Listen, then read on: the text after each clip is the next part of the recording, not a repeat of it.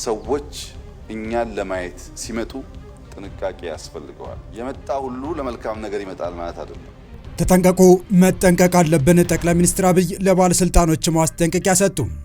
የኤርትራ ኤምባሲ በአሰብ ጉዳይ ያወጣው መግለጫ፣ ለሁለት ወራት የጠፋው መንሱር ጀማል የት ነው? ስለ አወዛጋቢው የማህበራዊ ሚዲያ ተጽዕኖ ፈጣሪ ሚስጥራዊ ጉዞና አሁን ስላለበት ሁኔታ የተሰማው አነጋጋሪ መረጃ፣ አዲስ አበባ ዩኒቨርሲቲ ለታላቅ ክብር ታጨ።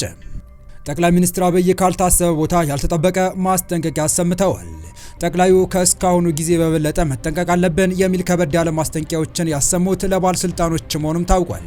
የጠቅላዩን ያልተጠበቀ የንጠንቀቅ ማሳሰቢያና መጠንቀቅ አለብን ያሉበት አንኳር ጉዳይ ጨምሮ ከጥንቅራችን ዝርዝሩን ትሰሙታላችሁ። በሌላ በኩል ደግሞ የኤርትራ ኤምባሲ በአሰብ ጉዳይ ያወጣው መግለጫ አሰምቷል። መግለጫው የወጣው አሜሪካ ከሚገኘው የኤርትራ ኤምባሲ ሲሆን ከሰሞነኛው የባህር በር ጉዳይ ጋር ተያይዞ ነው መግለጫው የወጣው። ትራምፕ የግሪንላንድን ጉዳይ ጠበቅ አድርገው በያዙበት ወሳኝ ወቅት የወጣው የኤምባሲው መግለጫ ትኩረት ሳቢ ሆኗል። ሙሉ መረጃውን ትሰሙታላችሁ። በሌላ በኩል ታዋቂው የማህበራዊ ሚዲያ ተጽዕኖ ፈጣሪ መንሱር ጀማል ያለበት ሁኔታና ከኢትዮጵያ የወጣበት ሚስጥራዊ ጉዞ አነጋጋሪ ሆኗል። በማህበራዊ ሚዲያው በተለይም ቲክቶክ በተሰኘ መተግበሪያ ሚሊዮኖች የሚከተሉት መንሱር ጀማል ለሁለት ወራት መጥፋቱን ተከትሎ የትገባ የሚለው ጉዳይ ትልቅ መነጋገሪያ ሆኗል። ስለ አወዛጋቢው የማህበራዊ ሚዲያ ተጽዕኖ ፈጣሪ ሚስጥራዊ ጉዞና አሁን ስላለበት ሁኔታ የተሰማውን አነጋጋሪ መረጃ ጨምሮ ስላንጋፋው አዲስ አበባ ዩኒቨርሲቲ የተሰማውን አስደሳች መረጃ ይዘን ተገኝተናል። ሰላም ውድ የወል ዴይሊ ቤተሰቦች እንደምን አላችሁ? ቻናሉን ሰብስክራይብ፣ ላይክ፣ ሼር ያደረጋችሁ እስከ መረጃዎቻችን ፍጻሜ አብራችሁን ቆዩ።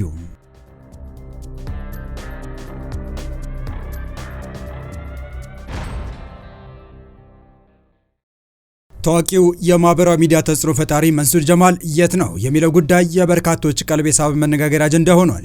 መንሱር ከኢትዮጵያ የወጣበት ሚስጥራዊ ጉዞና አሁን ይገኝበታል የተባለው ሀገር ከኢትዮጵያ ጋር ያላት ግንኙነት ተደማምሮ አድናቂዎቹና ተቺዎቹ በሁለት ዘርፍ ያሰለፈ የመንሱር ጉዳይ አወዛጋቢነት ይዞ ቀጥሏል። በማህበራዊ ሚዲያ መድረኮቹ ላይ በሚሊዮን የሚቆጠሩ ተከታዮች ያሉትና በተለያዩ አነጋጋሪ ተግባራት የሚታወቀው መንሱር ጀማል ከኢትዮጵያ ወጥቶ በምዕራብ አፍሪካዊቱ ሀገር ቡርኪና ፋሶ እንደሚገኝ ታውቋል። መንሱር ጀማል ከሀገር ከወጣ ሁለት ወራትን ያስቆጠረ ሲሆን የቆይታ ቦታው መታወቅ በማህበራዊ ሚዲያ ላይ ከፍተኛ መነጋገሪያ ሆኗል። መንሱር ጀማል በበርካቶች ዘንድ ከፍተኛ ቅሬታና አቤቱታ ሲቀርብበት ከነበረውና ከ1 ሚሊዮን ብር በታች በሆነ መነሻ ዋጋ የኤሌክትሪክ መኪና ለማስረከብ ቃል ገብቶ ቃሉን አጥፏል ከተባለው ፊንቴክ የተባለው ድርጅት አመራሮችና መስራቾች አንዱ መሆኑን የሚነገርለት መንሱር ጀማል በድንገት ከሀገር መውጣቱ ተከትሎ የተለያዩ መላምቶች እየተሰነዘሩ ይገኛሉ። አንዳንዶች ለስራ ጉዳይ ነው ሲሉ፣ ሌሎች ደግሞ እየሸሸ ነው የሚሉ ያልተረጋገጡ ወሬዎችን እያናፈሱ ይገኛሉ።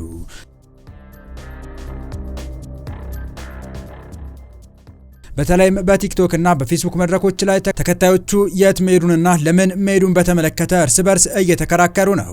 መንሱር በአሁኑ ሰዓት በቡርኪና ፋሶ እንደሚገኝ የተረጋገጠ ሲሆን ይህች ሀገር ደግሞ አብዛኛውን ጊዜ ለኢትዮጵያውያን የንግድም ሆነ የቱሪስት መዳረሻ ተደርጋ የማትታወቅ በመሆኗ የጉዞ ዓላማ ይበልጥ አጠራጣሪና አነጋጋሪ እንዲሆን አድርጎታል። አድናቂዎቹ መንሱር በቅርቡ ትልቅ ሰርፕራይዝ ይመጣል በሚል በተስፋ እየጠበቁት መሆናቸው የተመላከተ ሲሆን፣ በአንጻሩ ከሀገር መውጣቱን በጥርጣሬ የሚመለከቱ ተቺዎቹ ደግሞ ነገሩ እውነታዎች ሊኖሩ ይችላሉ በማለት መረጃ እየተጠባበቁ ነው። መንሱር ጀማል በቅርቡ በገጹ በኩል ማብራሪያ ይሰጣል ተብሎ ቢጠበቅም እስካሁን ግን ስለ ቆይታውና ወደ ሀገር ስለሚመለስበት ጊዜ በይፋ ያለው ነገር የለም። መንሱር ጀማል በሸሪክነት የሚሳተፍበትና በርካታ ቅሬታዎች ከደንበኞች የሚቀርብበት ፊንቴክ ኢንቨስትመንት የተሰኘው ድርጅት አሁንም ለደንበኞች የገባውን ቃል አለመፈጸሙ ሲዘገብ ቆይቷል። በድርጅቱ ተጭበርብረናል የሚሉት ቅሬታ አቅራቢ ደንበኞቹ ድርጅቱ እየሰራቸው ያሉ የማጭበርበር ስራዎች ናቸው ያሏቸውን ሲገልጹ፣ ድርጅቱ ማጭበርበሩ የሚጀምረው ከማስታወቂያ ሲሆን ይህ ደግሞ ከግማሽ ክፍያው 950 ሺህ ብር ብቻ ነው እያሉ ቢያስተዋውቁም የታርጋና የኢንሹራንስ 130 ሺህ ብርና የተጨማሪ ሴት ታክስ 285 ሺህ ሲጨመር የመኪናው ጠቅላላ ዋጋ ከ1 ሚሊዮን 350 ሺህ ብር በላይ ነው። ለቫት ክፍያው ደረሰኛ አይሰጡም የሚሉና እንዲሁም ውል ስንፈራረም ውል ውስጥ በተካተተ አንቀጽ ላይ መኪናውን በውላችን መሰረት ሳያቀርቡ ቢቀሩ የመልካም አፈጻጸም ዋስትና ከፀሐይ ኢንሹራንስ አክሲዮን ማህበር በእያንዳንዳችን ስም ዋስትና ስለሚገባልን የከፈልነው የብር መጠን 10% ተጨምሮ እንደሚሰጠን ተዋውለን የነበረ ቢሆንም ይኸው 9 ወር ሙሉ ኢንሹራንሱም የለም።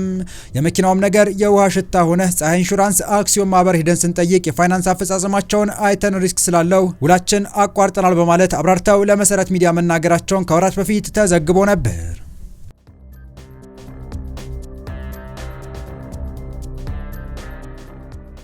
በቀጣይ አንጋፋው አዲስ አበባ ዩኒቨርሲቲ በምስራቅ አፍሪካ ካሉ ዩኒቨርሲቲዎች ቀዳሚውን ደረጃ ያዘ። በቅርቡ 75ኛ ዓመት የምስረታ በዓሉን ያከበረው አንጋፋው አዲስ አበባ ዩኒቨርሲቲ በምስራቅ አፍሪካ ካሉ ዩኒቨርሲቲዎች ቀዳሚውን ደረጃ መያዙን ጥናቱን ጠቅሶ አፍሪካን ቢዝነስ ኢንሳይደር ዘግቧል። በኪዌስ ወርልድ ዩኒቨርሲቲ ራንኪንግ መሰረት ዩኒቨርሲቲው በትምህርት ጥራት፣ በምርመራ ስራዎች ተጽዕኖና በቀጠናዊ ተጽዕኖ ባሳየው የላቀ ብቃት መሪነቱን ሊረከብ ችሏል።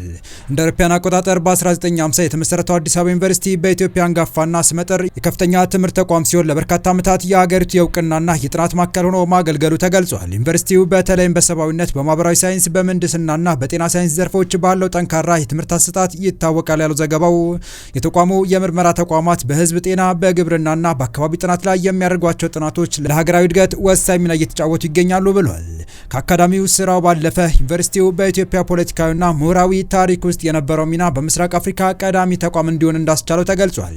ከአዲስ አበባ ዩኒቨርሲቲ በመቀጠል በደረጃ ሰንጠረዡ ሁለተኛ ደረጃ ላይ የሚገኘው የኡጋንዳው ማከሬሬ ዩኒቨርሲቲ ሲሆን በተደጋጋሚ የአፍሪካው ሃርቫርድ በሚል መጠሪያ ይታወቃል ሲል አፍሪካን ቢዝነስ ኢንሳይደር ዘግቧል። በ1922 እንደ አውሮፓውያን አቆጣጠር የተመሰረተው ይህ ተቋም በሀገሪቱ ካሉ አንጋፋ ዩኒቨርሲቲዎች አንዱ ሲሆን በሕክምና፣ በህዝብ ጤናና በማህበራዊ ሳይንስ ዘርፎች ዓለም አቀፍ እውቅናን አትርፏል።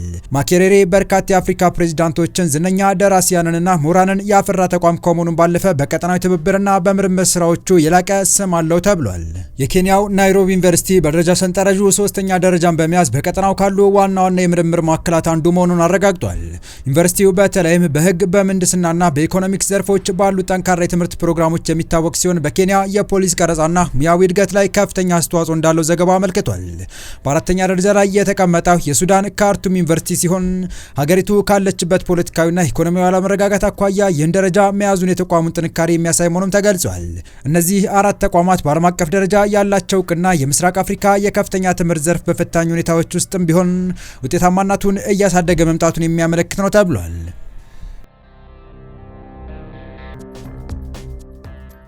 በቀጣይ መረጃ ኢትዮጵያ የቀይ ባህር ባለቤት መሆን አለብኝ በሚል እየሄደችበት ያለው አካሄድ ለቀጠናው እጅግ አደገኛ መሆኑን በአሜሪካ የሚገኘው የኤርትራ ኤምባሲ ገልጿል። ኢትዮጵያ ከቅርብ ጊዜ ወዲህ በኤርትራ ላይ እያደረገች ያለው ዘመቻ ቀጠናውን ወደ አደገኛ ጦርነት የሚያስገባ በመሆኑ ዓለም አቀፍ ማህበረሰብና ሚዲያዎች ትኩረት እንዲሰጡ ጠይቋል።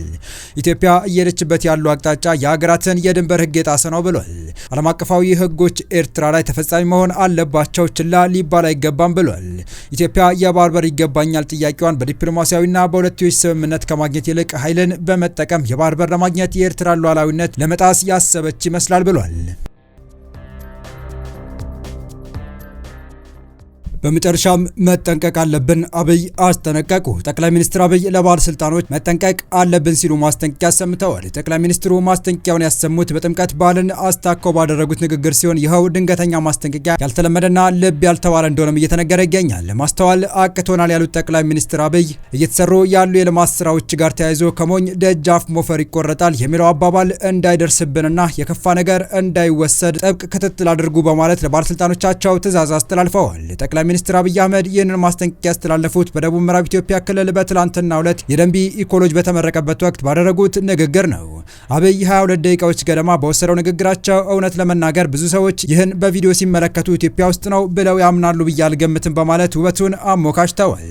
ኢትዮጵያ የቃል ኪዳን የተባረከች የተወደደች የተመረጠች ሀገር የሚባለው ውሸት አይደለም፣ እውነት ነው ያሉት አብይ እኛንን ማስተዋል ማየት ያቃተን እንጂ ኢትዮጵያ ውስጥ የሌለ ውበት፣ ጸጋ፣ ሀብት የለም ሲሉ የሚመሯት ሀገር አላት ያሉትን ሀብት አወድሰዋል። ይሁንና ይህንን ለማየት አይን መግለጥ እንደሚያስፈልግ አስምረውበታል።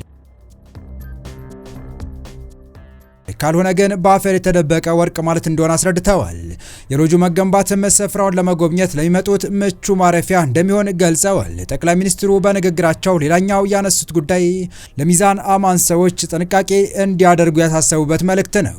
አብይ የአካባቢው ሕዝብ ምክር እንደሚያስፈልገው ቢያመለክቱም ሁለቱ ጉዳዮች ላይ ግን ጥንቃቄ እንዲያደርጉ አጽንኦት ሰጥተዋል። ኢትዮጵያ ውስጥ ጥንቃቄ ማድረግ አለብን በማለት ማሳሰቢያዎችን የገለጹት ጠቅላይ ሚኒስትሩ እነርሱም ወደ አካባቢው ለጉብኝት የሚመጡትን ሰዎች የተመለከቱ ናቸው። ጎብኚዎች ሁለት ዓላማ አላቸው ባይ ናቸው አብይ። ቀዳሚው ዓላማ ሀገር ማየት፣ ተፈጥሮ ማየት፣ ሀገር ማድነቅ የሚፈልጉ ናቸው በማለት የጎብኚዎቹ ሁለተኛ ዓላማ ነው ወዳሉት ይሻገራሉ። ሁለተኛው ዓላማ ተራሮቻችን ምን እንዳላቸው፣ ጫካዎቻችን ምን እንዳላቸው ለመፈተሽ፣ ለመመርመር፣ ለማወቅ ቀድሞውንም ለመጠቀም ይመጣሉ ሲሉ ተናግረዋል። ሲቀጥሉም የመጣ ሁሉ መልካም ነገር ይመጣል ማለት አይደለም፣ የመጣ ሁሉም ለጥፋት ይመጣል ማለት አይደለም የሚሉት አብይ ጥንቃቄ መደረግ አለበት ያሉትን ጉዳይ ያስከትላሉ። ነገር ግን በጥፋት የሚምጣ በመልካም ሀሳብ የዚህ ህዝብ ተግባር መሆን ያለበት የመጣውን ከገባበት እስከሚወጣበት በቅርበት ርቀት ጥርሳችን ሳይከደን እየሳቀን እያስተናገድን የከፋ ነገር ደግሞ እንዳይወስዱ እየተከታተልን በሰላም ወደ ሀገራቸው እንዲሄዱ ማስቻል ይኖርብናል ሲሉ አሳስበዋል።